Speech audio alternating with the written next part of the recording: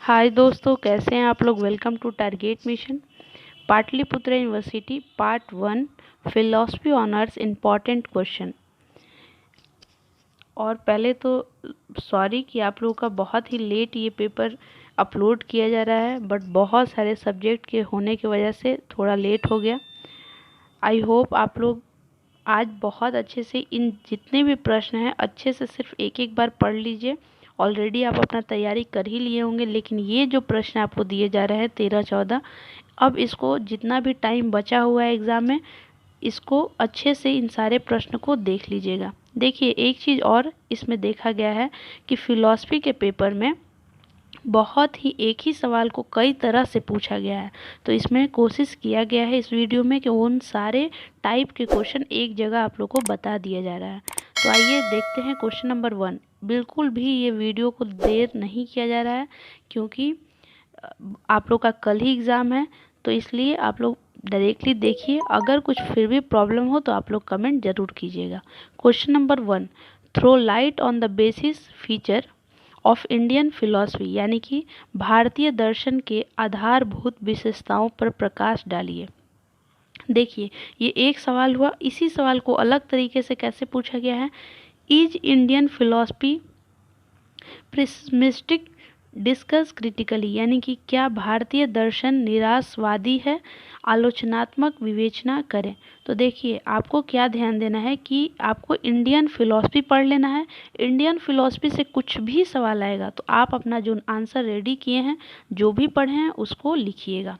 एक चीज़ ज़रूर बोलना चाहेंगे कि आप जब आंसर लिखिए तो उसमें कोशिश करिए कि डायग्राम यानी कि पेंसिल से भी कुछ कुछ बनाइए उसमें, ताकि पेज भी भरेगा और अच्छा भी आपको लगेगा और टीचर भी अच्छा मार्क्स आपको देगा। दूसरी बात जो इम्पॉर्टेंट है, आप लोग पेज में स्केल ज़रूर कीजिएगा। इस तरह से ध्यान रखिएगा इन सब चीज़ों का, और टाइम ज़रूर ध्यान रखिएगा कल के पेपर में। Question number 2, discuss fully the second noble truth of Buddha. ये पूछा जा सकता है, या इसी सवाल में पूछा जा सकता है कि बुद्धा फिलॉसफी क्या है, यानी कि बुद्ध के द्वितीय आर्य सत्य की संयोग पांग विवेचना करें।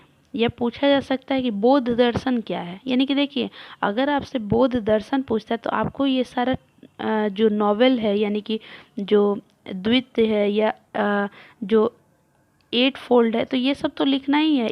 यानी कि आपको एक ही टॉपिक पढ़ना। लेकिन देखिए, ये जो 4 और करके दिया है, 2 सवाल तो इसमें से कन्फर्म आएगा। तो आप ये चारों देख लीजिए। Explain brief the enlight 8 fold path recommended by Buddhism for 8 fold path recommended by Buddhism for the attainment of निर्वाण, यानी कि निर्वाण प्राप्ति के लिए बौद्ध धर्म में प्रस्तावित अष्टांगिक मार्ग की संक्षिप्त व्याख्या करें। देखिए, सेकंड पूछ लिया, 8 भी पूछ लिया, या ऐसे भी पूछा जा सकता है कि explain the third noble truth of Buddha, यानी कि बुद्ध के तृतीय आर्य सत्य की व्याख्या कीजिए, या explain the fully the fourth noble truth of Buddhism, यानी कि बुद्ध के अनुसार 4 आर्य सत्य की व्याख्या करें। तो देखिए, सिंपल समझिए कि आपको बुद्धिज़्म में दूसरा, चौथा, 8वां, तीसरा, इन सारे नोबल ट्रूथ को पढ़ना है। अगर कोई भी आता है इसमें से 2 सवाल तो ज़रूर ही आ सकते हैं। तो देखिए, अगर आपसे मान लीजिए 8वां भी पूछता है या चौथा पूछता है, तो आप जब लिखिएगा तो सबके बारे में थोड़ा थोड़ा लिख लीजिएगा। यानी कि आप अगर ये चारों ऐसे पढ़ लेते हैं तो कोई भी सवाल आए आप उसका यूज उस सवाल में आंसर में भी कर लीजिएगा, कोई दिक्कत नहीं होगा। ठीक है, बस इतना ध्यान रखना है कि कोई भी प्रश्न छोड़ना नहीं है।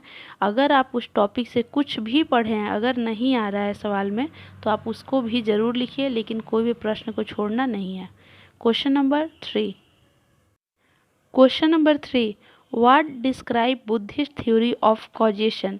बौद्ध दर्शन के कारण सिद्धांत का वर्णन कीजिए। यानी कि आपको यहाँ पे सवाल क्या पूछा है, बौद्ध दर्शन ये पूछा है, Buddhist theory. Question number 4, what is perception प्रत्यक्षता अकॉर्डिंग टू न्याय फिलॉसफी, यानी कि न्याय दर्शन में प्रत्यक्ष प्रमाण के स्पष्ट कीजिए, यानी कि आपको क्या पढ़ना है यहाँ पे, न्याय दर्शन। इसी सवाल को अलग तरीके से पूछा गया है, discuss perception according to Nyaya philosophy along with its kind, यानी कि न्याय दर्शन के अनुसार प्रत्यक्ष को इससे के प्रकार सहित विवेचना कीजिए। या इसी सवाल को अलग तरीके से, स्टेट एंड एग्जामिन द न्याय argument for the existence of God, यानी कि ईश्वर के अस्तित्व के लिए न्याय दर्शन में दिए गए युक्तियों की व्याख्या एवं समीक्षा करें। तो देखिए, एक ही सवाल आपका एक ही है कि न्याय फिलॉसफी यानी कि न्याय दर्शन, लेकिन पूछने का तरीका अलग है। आप लोग के लिए टारगेट मिशन की तरफ से ये हेल्प है कि देखिए, जितने भी तरीके से पूछा जा सकता है आप लोग को ये दिया गया है।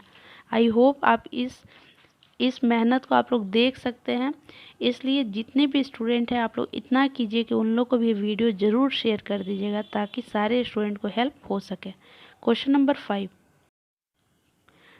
Number 5, discuss clearly Ramanujan concept of ब्राह्मण, यानी कि रामानुज के ब्रह्मा विचार की स्पष्ट विवेचना करें। देखिए, तो यहाँ पे रामानुज अच्छे से पढ़ लेना है। इसी सवाल को अलग तरीके से क्या पूछा है, write a short essay on Ramanuja Brahman, यानी कि रामानुज के ब्राह्मण पर संक्षिप्त निबंध लिखिए। या इसी सवाल को अलग तरीके से, हाउ डज रामानुज रिफ्यूट संस्कारा महादेव डिस्कस क्रिटिकली, यानी कि रामानुज किस तरह शंकर के मायावाद का खंडन करते हैं, आलोचनात्मक विवेचना करें। तो देखिए, आप एक टॉपिक पढ़िए रामानुज, उसी टॉपिक से 3-4 तरह से प्रश्न हैं, परेशान नहीं होना है। जो भी आप लिखे हैं, जो भी अपना नोट्स बनाए हैं, आपको क्वेश्चन आएगा तो उसको अच्छे से लिखिए। कोशिश करिएगा कि बीच बीच में पेंसिल का यूज ज़रूर कीजिएगा, यानी कि कुछ ऐसा लिखिएगा जैसे डायग्राम के फॉर्म में हो। Question number 6, describe the 8 fold yoga of Patanjali. तो देखिए, पतंजलि का क्वेश्चन बहुत इंपॉर्टेंट है, ज़रूर ही एग्ज़ाम में आएगा। एक चीज़ ध्यान रखिए, ये जितने प्रश्न दिए गए हैं इससे बाहर कुछ नहीं आएगा, तो आप इसको बिल्कुल अच्छे से पढ़ लीजिए। पतंजलि के अष्टांग योग का वर्णन कीजिए और describe the concept of God in yoga philosophy, यानी कि योग दर्शन के अनुसार ईश्वर की अवधारणा को स्पष्ट कीजिए। इसी सवाल को अलग तरीके से पूछा जा सकता है, give a clear exposition of the concept of yama and niyama in yoga philosophy, यानी कि ईश्वर के अस्तित्व के लिए न्याय दर्शन में दिए गए युक्तियों की व्याख्या एवं समीक्षा करें। देखिए, अगर आप लोग को कम टाइम है तो ये नहीं परेशान होना है कि ये 3-4 तरीके से दिया गया है। आप जो पढ़े हैं उसको पढ़िए। इतना कीजिएगा कि अगर ये सवाल को आप पहले नहीं पढ़े होंगे तो इसको गूगल पे टाइप कीजिएगा, जो कॉन्सेप्ट जो लिखा हुआ आपको मिलेगा उसको थोड़ा भी अपने नोट्स में ज़रूर इंक्लूड कर लीजिएगा, ठीक है। Question number 7, critically explain the ethical idea of Charvaka philosophy, यानी कि चरवाक दर्शन के नैतिक विचारों की समीक्षात्मक व्याख्या कीजिए। इसी सवाल को अलग तरीके से भी पूछा जा सकता है, write down the argument of Charvaka against inference, यानी कि चरवाक दर्शन द्वारा अनुमान प्रमाण के खंडन की युक्तियों का निरूपण कीजिए। एक चीज़ आप देखिए, सारे सब्जेक्ट से अलग है ये सब्जेक्ट, इसमें ज़्यादा मेहनत किया गया है क्योंकि एक ही टॉपिक को कई तरह से पूछा गया है। Question number 8, what is the nature of ब्राह्मण इन अद्वैत वेदांता, यानी कि अद्वैत वेदांत के अनुसार ब्रह्मा के स्वरूप का प्रकाश डालिए। ज़्यादा आप लोग का टाइम हम इसलिए नहीं ले पा रहे हैं क्योंकि बहुत कम टाइम है, इसलिए ये बहुत स्पीडली वीडियो बनाया जा रहा है आप लोग के लिए। Question number 9, right a critical evaluation of theory of सद वेद, यानी कि सद वेद सिद्धांत की समीक्षात्मक विवरण प्रस्तुत कीजिए। हो गया क्वेश्चन नंबर 9 तक। Question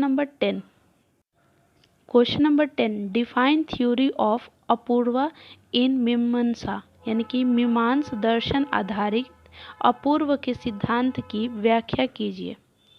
question number 11, discuss the संख्या थ्योरी ऑफ इवैल्यूएशन, संख्या फिलॉसफी, यानी कि संख्या के विकासवाद की विवेचना कीजिए। ये सब सिंपल सवाल है, ये डायरेक्टली पूछा जा सकता है।